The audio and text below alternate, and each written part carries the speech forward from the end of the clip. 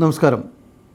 ഈ അടുത്ത കാലങ്ങളിൽ ഗൾഫ് മേഖലകളിൽ പലപ്പോഴും നമ്മൾ കേൾക്കുന്ന വാർത്തകളാണ് ഗാർഹിക മേഖലകളിലേക്ക് എത്തുന്ന തൊഴിലാളികളെ ചൂഷണം ചെയ്യുന്ന വാർത്തകൾ. അതിൽ പലപ്പോഴും നമുക്ക് കാണാം സ്ത്രീകളാണ് ഈ ചൂഷണത്തിൽ ചെന്ന് ചാടുന്ന പലരും. നാട്ടിൽ നിന്ന് നല്ല ജോലി വാഗ്ദാനം നൽകി നല്ല തുക ഇവരിൽ നിന്ന് കരസ്ഥമാക്കി കുവൈറ്റിലേക്ക് അല്ലെങ്കിൽ മറ്റ് ഗൾഫ് മേഖലകളിലേക്ക് അയക്കപ്പെടുന്നവർ പലപ്പോഴും ചൂഷണത്തിൽ ചെന്ന് വിടുന്നതാണ് കാണാൻ സാധിക്കുന്നത്. അതിൻ്റെ പ്രധാന കാരണം എന്ന് പറയുന്നത് നമ്മുടെ കയ്യിൽ കിട്ടുന്ന വിസ ഏത് ആർട്ടിക്കിളാണെന്നുള്ളതാണ്. ഇവിടെ 4 തരത്തിലുള്ള വിസകളുണ്ട്: 18, 17, 20, 22. ഇതൊക്കെ ഓരോ സെക്ടറിലേക്കുള്ളതാണ്. ഈ ഒരു തിരിച്ചറിവ് വളരെ പ്രാധാന്യമർഹിക്കുന്നതാണ്. അതുപോലെ തന്നെ റിക്രൂട്ട്മെൻറ്റ് ഏജൻസികളിൽ നമ്മൾ ചെല്ലുമ്പോൾ നമ്മളെ റിക്രൂട്ട് ചെയ്ത് അയക്കുമ്പോൾ തന്നെ സർക്കാർ തലത്തിലുള്ള പല വിജ്ഞാപനങ്ങളും നമുക്ക് കാണാൻ സാധിച്ചിട്ടുണ്ട്. ഇതിലൊന്നും ആരും ശ്രദ്ധിക്കാറില്ല എന്നുള്ളതാണ്. ഇതിനെപ്പറ്റി കൃത്യമായിട്ട് അന്വേഷിക്കാനുള്ള പല സ്ഥലങ്ങളുമുണ്ട്. ഇത് വളരെ ഗൗരവമായിട്ട് എടുക്കണം എന്നുള്ളൊരു സൂചനയാണ് കഴിഞ്ഞ ദിവസങ്ങളിൽ ഇന്ത്യൻ എംബസിയിൽ നിന്ന് പ്രത്യേകമായ ഒരു സെമിനാറിലൂടെ ജനങ്ങളെ അറിയിച്ചിട്ടുള്ളത്.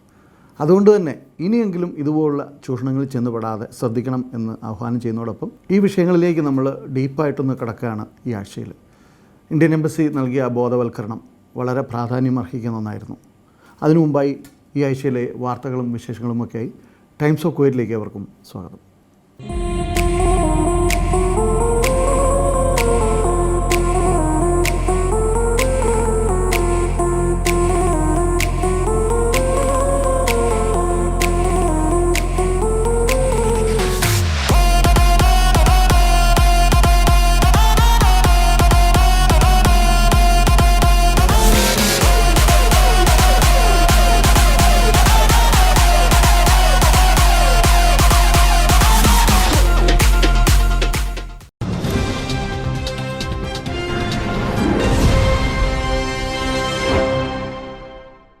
നേരത്തെ ഞാൻ സൂചിപ്പിച്ചതുപോലെ ഇന്ത്യൻ എംബസി സംഘടിപ്പിക്കുന്ന എല്ലാ ബുധനാഴ്ചകളും നടക്കുന്ന ഓപ്പൺ ഹൗസ് എത്രത്തോളം ജനകീയമാണെന്നുള്ളതിൻ്റെ ഒരു മകുട ഉദാഹരണമായിരുന്നു കഴിഞ്ഞ ആഴ്ച നടത്തിയ ബോധവൽക്കരണം ഈ വിസ തട്ടിപ്പിൻ്റെ വിഷയത്തിൽ.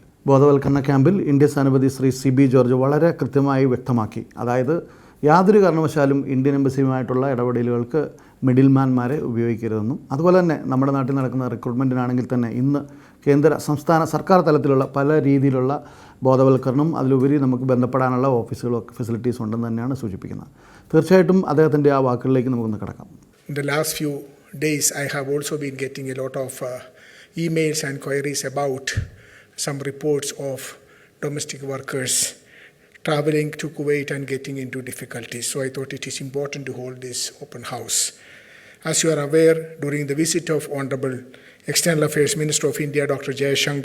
Jayashankar, in June last year, we had signed a MOU between India and Kuwait for cooperation in the recruitment of domestic workers. On behalf of the Government of India, I signed it, and on behalf of the Government of the State of Kuwait, His Excellency Mr. Ambassador Majid Ahmad Al-Dafari, Deputy Minister for Foreign Affairs, signed it. Both the governments have now completed the internal procedures and has now implemented the MOU. In recent weeks, we are seeing an increase in the number of cases of domestic workers visiting the embassy with many grievances, particularly of difficult working conditions. The number of female domestic workers in our shelter has also increased many-fold. Most of them are newcomers who arrived this year. During last year, we had an average of 15 to 20 people in the shelter at any given point of time. Now it has increased to over 100 domestic workers. The highest number were earlier from Andhra Pradesh, but now it is mostly from Kerala. In my open houses and interaction with the media in the past, during the last 2 years, I have been urging all to follow proper channel to travel to Kuwait. We should not encourage and entertain illegal agents and middlemen. We have been able to deport many illegal middlemen while some others are still on the run. We need to repeat every day that we should not allow middlemen to exploit our people. Let me repeat, we need to repeat every day to everyone that we should not allow middlemen to exploit our people. After COVID-19 restrictions were lifted, travel restrictions were lifted, there is considerable increase in the number of work visas issued for workers from India. We welcome it. I'm happy that more Indians are traveling to Kuwait. In 2022, over 42,600 visas were issued for domestic workers from India. We already have 3 lakh domestic workers in Kuwait from India. This year we received complaints of 1,688 domestic workers. 1,688 domestic workers at the embassy. While checking the records, we found that almost all of them have traveled to Kuwait through illegal channels. So what I am trying to say that those who have come with proper channels, proper documents and with employment contracts do not face problems. Those who face problems are the ones who come through illegal channels, tourist visas to third countries and with no documents to reach Kuwait, particularly no employment contract. However, with the help of Kuwaiti authorities, we have been able to send them back to India. Kuwaiti authorities were extremely helpful for us in sending them back to India, including on special emergency cases. We were able to send some of our domestic workers even on the same day when they approached us due to some emergency back home. Yesterday I went to the shelter, as I said, and I met each one of them. I asked them, how many of you have come directly to Kuwait? Very few. Very few. So I asked, how did you come? Most of them have come from Cochin to Dubai or Sharjah or somewhere on tourist visas and then travel to Kuwait. That is, they were willingly violating trying to bypass the prescribed procedures and get into trouble. But let us remember that the number of Indian domestic workers in Kuwait is 3 lakh plus. So that also we need to keep in mind.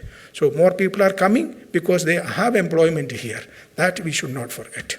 But the most important thing is that we should make sure that they come through proper channel. And now with this MOU in place, we should sign the employment contract. It helps. It helps, including the authority to keep the passport with the workers themselves, which is a very major achievement. And in any case, if there is a violation, please bring it to the attention of the embassy. We will take it up with the Kuwaiti authorities. We have some kind of a standing committee arrangement with the PAM. We meet, we interact with them on a daily basis. So I have called this open house on domestic workers' welfare, basically to seek the support of the community, support of each one of you, to generate awareness in India on the need to follow the procedures prescribed by Government of India to travel to Kuwait to work. Always travel with proper documents, including employment contract. Do not encourage or entertain any middlemen or illegal agents. If any middlemen approach you offering a job in Kuwait, immediately bring it to the attention of the authorities in India and in Kuwait. Embassy of India helpline numbers are available 24/7 for all assistance. Thousands of Indians are using these numbers, contacting us, and we are replying to them satisfactorily. I monitor it myself. So you have an embassy here, which I would like to repeat is a home away from home. Any queries, any questions, any requirements, please approach us. Indian ambassador സൂചിപ്പിച്ചത് നമ്മൾ വളരെ വ്യക്തമായി കേൾക്കുകയുണ്ടായി. പക്ഷേ നമ്മുടെ നാട്ടിൽ നടക്കുന്ന ഇതുപോലുള്ള ഈ ചൂഷണങ്ങളിൽപ്പെടുന്ന പലർക്കും ഇത്തരം അറിവുകൾ ഇല്ല എന്നുള്ളതാണ്. കാരണം എങ്ങനെയെങ്കിലും ഒരു ജോലി നേടി മറ്റൊരു രാജ്യത്തേക്കോ അല്ലെങ്കിൽ ജോലി കണ്ടെത്താനുള്ള വ്യഗ്രതയിൽ കിട്ടുന്നത് വാങ്ങിപ്പോരുന്ന ഒരു കാഴ്ചകളാണ് നമ്മൾ കാണുന്നത്. ഇവിടെ വന്ന് പലപ്പോഴും പല സ്ത്രീകളും അവർക്ക് പറഞ്ഞ ജോലിയല്ലാതെ അതിലുപരി മറ്റു രീതികളിൽ അവർ ചൂഷണം ചെയ്യപ്പെടാറുള്ളതെല്ലാം നമ്മൾ കണ്ടു കഴിഞ്ഞു. അതുകൊണ്ട് തന്നെ ഇന്ന് നമ്മൾക്കിടയിൽ ഏറ്റവും ആവശ്യമെന്ന് പറയുന്നത് കൃത്യമായ ഒരു ബോധവൽക്കരണമാണ്. അതിൻ്റെ ഒരു ഉദാഹരണമാണ് കേന്ദ്ര സർക്കാർ സുരേഷ് ഗോപിയിലൂടെ നമുക്ക് ആ സന്ദേശം പകർന്നു നൽകിയത്. അതായത് കേന്ദ്ര സംസ്ഥാന സർക്കാർ തലത്തിൽ വിഷ്വൽ മീഡിയകളിലൂടെ അതെല്ലായിടത്തും പ്രചരിപ്പിച്ചിട്ടുണ്ടെങ്കിൽ ഇപ്പോഴും എത്തിച്ചേർന്നിട്ടില്ലാത്ത സ്ഥലങ്ങളിൽ നിന്ന് എത്തിച്ചേരുന്നവരാണ് ഇപ്പോൾ അടുത്ത കാലങ്ങളിൽ ചൂഷണത്തിൽപ്പെട്ടതെന്ന് കാണാൻ സാധിച്ചിട്ടുണ്ട്. എന്തായാലും ആ വാക്കുകളിലൂടെ നമുക്ക് കടന്നു പോകാം. വിദേശത്ത് ജോലിക്കായി പോകുന്നുവെങ്കിൽ ശരിയായ പരിശീലനം നേടി അംഗീകൃത മാർഗത്തിലൂടെ മാത്രം പോകുക. അംഗീകൃത ഏജൻസി വഴി മാത്രം വിദേശത്ത് ജോലിക്ക് പോവുക. അപകടകാരിയായ വ്യാജനെ അകറ്റി നിർത്തുക. നിങ്ങളുടെ ഏജൻസിയെക്കുറിച്ച് മൈഗ്രേറ്റ് വെബ്സൈറ്റിൽ അന്വേഷിക്കണം. അംഗീകൃത ഏജന്റിനെ മാത്രം ആശ്രയിക്കണം. ഒരു കാര്യം പ്രത്യേകം ഓർക്കുക, വിദേശത്ത് വെച്ച് എന്തെങ്കിലും ബുദ്ധിമുട്ടിലോ ചതിയിലോ പെട്ടാൽ ഉടൻ ഇന്ത്യൻ എംബസിയുമായി ബന്ധപ്പെടുക. നിങ്ങളുടെ തിരിച്ചറിയൽ കാർഡും മറ്റു രേഖകളും ഇതിൻ്റെയൊക്കെ ഒരു പകർപ്പ് വീട്ടുകാരെ ഏൽപ്പിച്ചിട്ട് മാത്രം വിദേശത്തേക്ക് പോകും.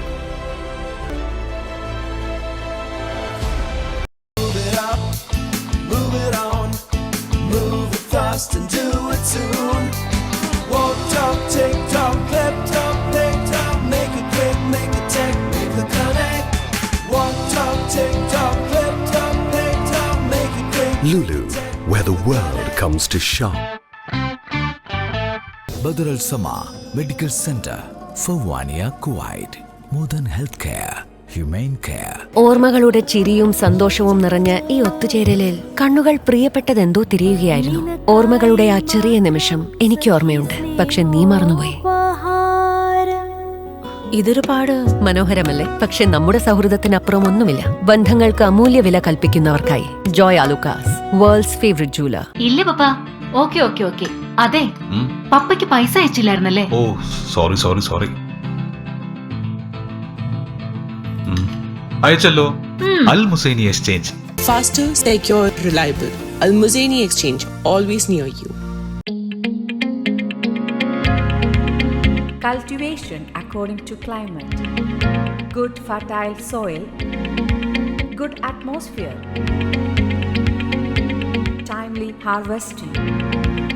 Fresh packing. Freshly distributed. Highway Center, a complete family shopping experience. Fahel, Mangaf and Abbasia.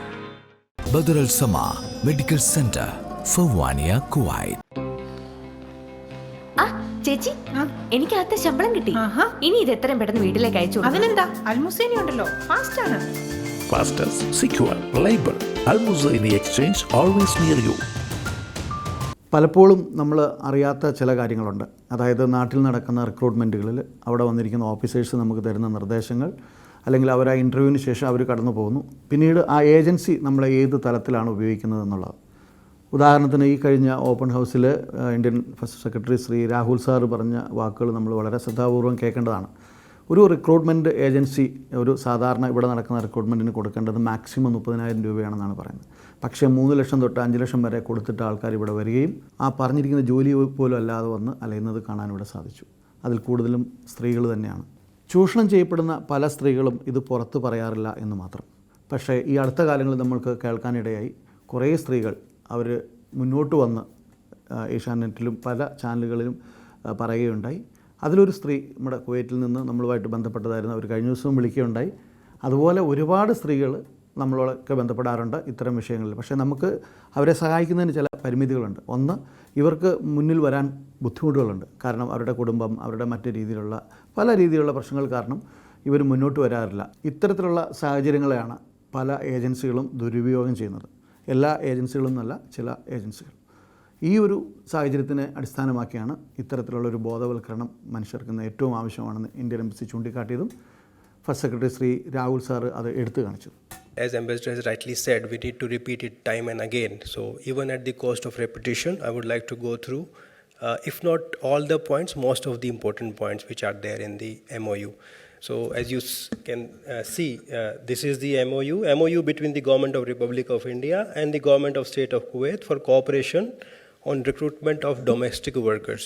All of you must be aware, we are around 1 million in Kuwait, so it constitutes around 30% of the population. So it's a very significant part of Indian diaspora in Kuwait, and it's also a very significant part of the Kuwaiti households here. The objective of this MOU is to protect the rights of both the DWs and DW is the same as the DSW, domestic workers. So we identify the domestic workers in Kuwait as visa 20 workers, that come under visa 20. Now, this MOU makes it obligatory, mandatory for all the foreign employees and the workers. It makes it obligatory for all of them. Earlier, it was limited to only ECR categories. I think most of you must be aware what is ECR and ECR category passport. So earlier, it was only for the ECR category passport, but now it is mandatory for both of them, ECR and ECNR. So the contract agreement, whatever you call it, its attestation and its process is mandatory.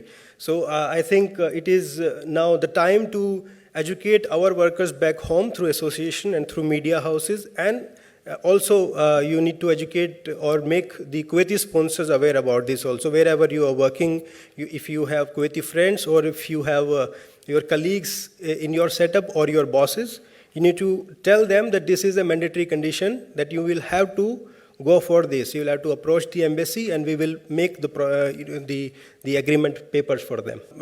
Government of India, no worker has to spend more than 30,000 Indian rupees for coming for employment outside India.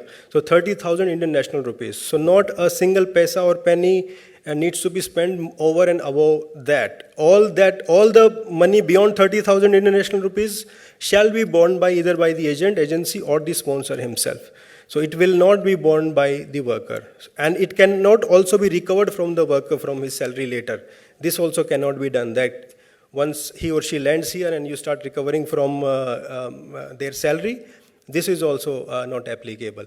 And here it is 890 KD if you are going through agency. Otherwise, it comes to very low if you are hiring someone directly. ഈ കാലഘട്ടങ്ങളിൽ Indian embassy നടത്തിയിട്ടുള്ള ഓരോ ആക്ടിവിറ്റീസുകളും എടുത്തു കാണിച്ച് ജനങ്ങൾക്ക് മുന്നിൽ അവതരിപ്പിച്ചത് മറ്റൊരു പ്രത്യേകതയായിരുന്നു. ഡോക്ടർ വിനോദ് ഗേക്വാദാണ് കഴിഞ്ഞ കാലങ്ങളിൽ ഇന്ത്യൻ എംബസി നടത്തിയ സേവനങ്ങളെപ്പറ്റി വിവരിച്ചത്. Absolutely, what you said is completely correct. Absolutely right, that the kind of efforts we put in resolving all these issues and providing help, as Ambassador keeps saying, that they are not the problem, they are the priorities for us, whoever comes to embassy. So once again I reiterate that this is a home away from home. As I said, a lot of effort is being put in to resolve all the issues, and these numbers reflect those efforts. So this data talks about it in itself. From 1st January to 25th June 2022, we have issued 42,365 passports. So it comes to around 7,000 passports per month, almost. 2,335 ECs were issued, 1,659 PCs were issued, and 27,197 consular documents were attested. And 2,230 visas have been issued. As you know, the corona restrictions have been removed in India. Now the visas are open. So this number is also picking up. 20 marriages have been solemnized at the embassy. We provided 204 tickets, free air tickets to the distressed nationals, and 16 mortal remains were transported with the assistance of embassy. Next, please. As my colleague also mentioned, these are the numbers through which you can reach out to us anytime, 24/7. Please do utilize this service.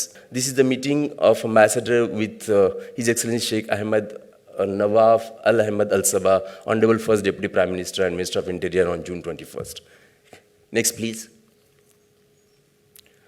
This is a meeting with the Honorable Deputy Prime Minister and Minister of Oil of State of Kuwait. Please. Next, please.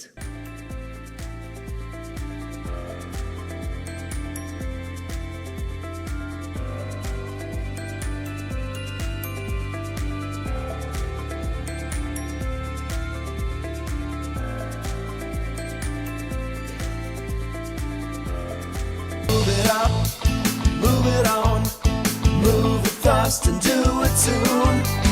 Walk, talk, tick, tock, clip, top, pick, top, make it quick, make it tech, make the connect. Walk, talk, tick, tock, clip, top, pick, top, make it quick. Lulu, where the world comes to shop.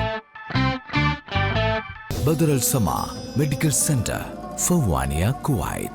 Modern healthcare, humane care. ഓർമ്മകളുടെ ചിരിയും സന്തോഷവും നിറഞ്ഞ ഈ ഒത്തുചേരലിൽ കണ്ണുകൾ പ്രിയപ്പെട്ടതെന്തോ തിരിയുകയായിരുന്നു. ഓർമ്മകളുടെ ആ ചെറിയ നിമിഷം എനിക്ക് ഓർമ്മയുണ്ട്, പക്ഷെ നീ മറന്നുപോയി.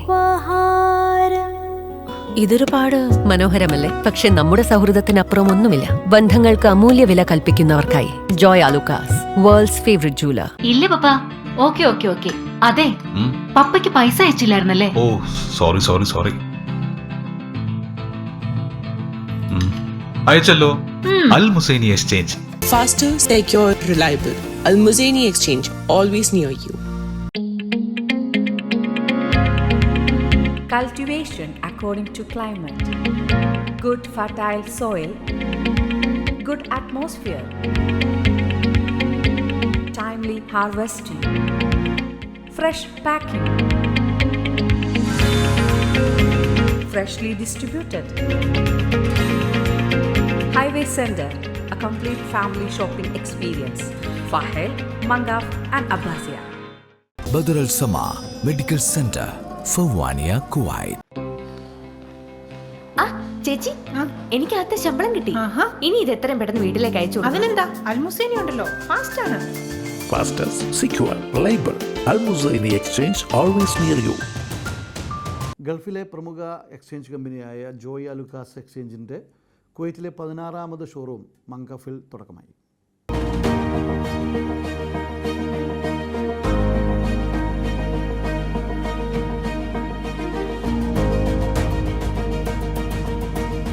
ജോയ് അലുക്കാസ് എക്സ്ചേഞ്ച് കുവൈറ്റിൻ്റെ 16ാമത്തെ ശാഖയിലേക്ക് എല്ലാവർക്കും സ്വാഗതം. കസ്റ്റമേഴ്സ് നമ്മളെ തേടി വരുന്നതിലും നമ്മൾ കസ്റ്റമേഴ്സിൻ്റെ അടുത്തേക്ക് വരിക എന്നുള്ളതാണ് നമ്മുടെ ഇപ്പോഴത്തെ മോട്ടോ. നിങ്ങളേവരും വരണം, നമ്മുടെ കസ്റ്റമർ സർവീസ് നിങ്ങൾ ആസ്വദിക്കണം. ഒരു തവണ നിങ്ങളിവിടെ വന്നാൽ നിങ്ങൾ ഇവിടെ ഇനി വരുള്ളൂ.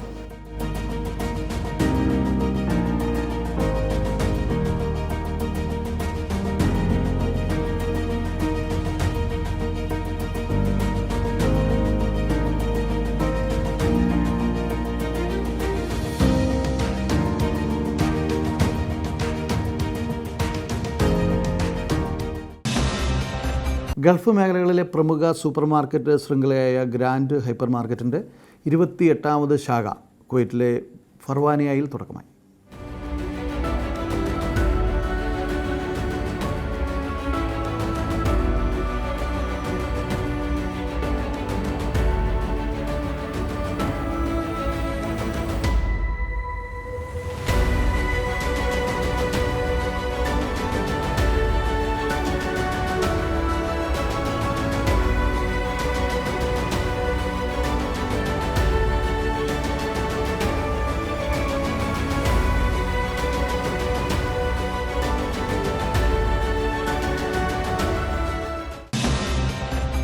കുവൈറ്റിലെ അസോസിയേഷനുകളൊക്കെ സജീവമായെന്നുള്ള കുറേ വാർത്തകൾ കഴിഞ്ഞ വാരങ്ങളിൽ നമ്മൾ കാണിക്കുകയുണ്ടായി. ഈ ആഴ്ച കാണാൻ സാധിച്ചത് SMC എന്ന സംഘടന സംഘടിപ്പിച്ച സെൻറ്റ് തോമസ് ഡേ വളരെ ആകർഷണമായിരുന്നു. കുടുംബങ്ങൾക്കെല്ലാം ഒന്നുകൂടി ഇൻട്രാക്ട് ചെയ്യാനും മറ്റു രീതിയിലുള്ള ഇടപെടലുകളും കലാപരിപാടികളും അവതരിപ്പിക്കാനൊക്കെ ഉള്ളൊരു അവസരമായിട്ട് വേണം ഇതിനെ കാണാൻ. കൂടുതൽ വിവരങ്ങളുമായി ഞങ്ങളുടെ ലേഖകൻ ശ്രീ ജീവ്സ് ചേരുന്നു.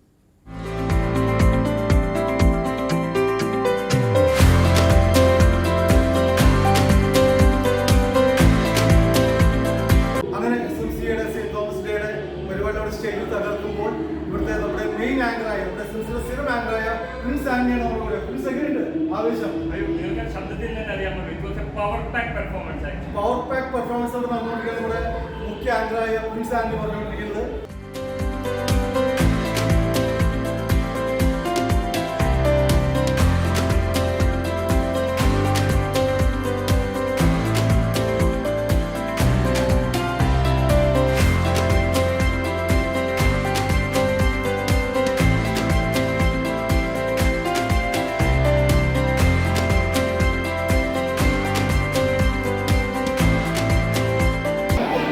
എന്ത് പറയണം, എന്താണ് ഇന്നത്തെ പരിപാടി? ഈ തിരുവാതിര വഴി ഞങ്ങൾ കഥ എന്ന് പറഞ്ഞു കഴിഞ്ഞാൽ ഈശോയുടെ ജനനം മുതൽ മരണം വരെ ഉള്ള ചരിത്രം ഇതിൽ പറയുന്നുണ്ട്. അതുപോലെ തന്നെ കുർബാന സ്ഥാപിച്ചത് വരെയുള്ള ഫുൾ ചരിത്രം, ഈശോയുടെ ഫുൾ ചരിത്രമാണ് ഇതിൽ ഞങ്ങൾ ഈ തിരുവാതിര വഴി ഞങ്ങൾ പറയുന്നത്.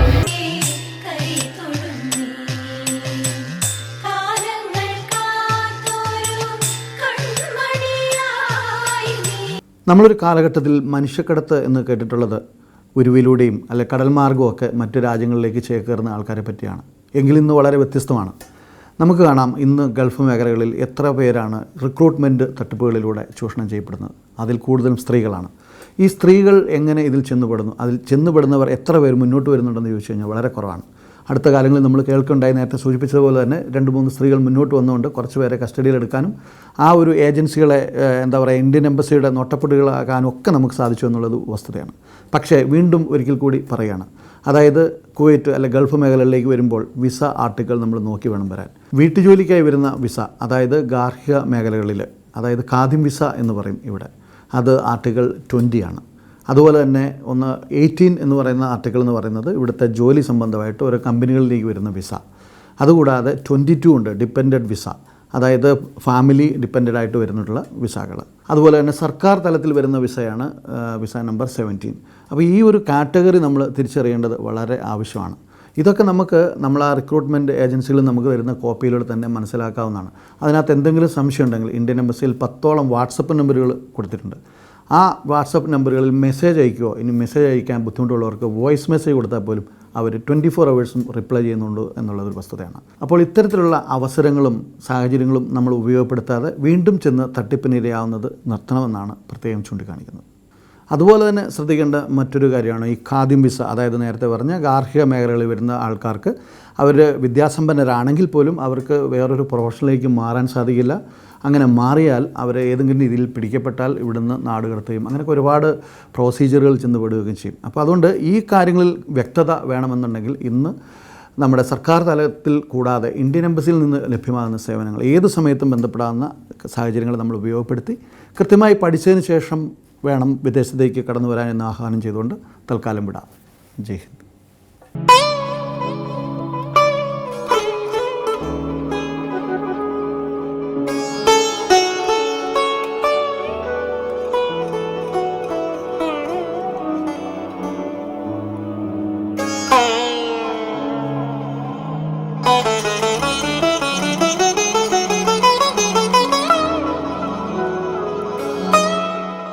Faster, secure, reliable.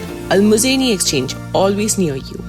Highway Center, a complete family shopping experience for Hel, Mangaf and Abbasiya. Badr Al Sama Medical Center, Fawwania, Kuwait. ബന്ധങ്ങൾക്ക് അമൂല്യ വില കൽപ്പിക്കുന്നവർക്കായി Joy Alukkas, world's favourite jeweller. Lulu, where the world comes to shop.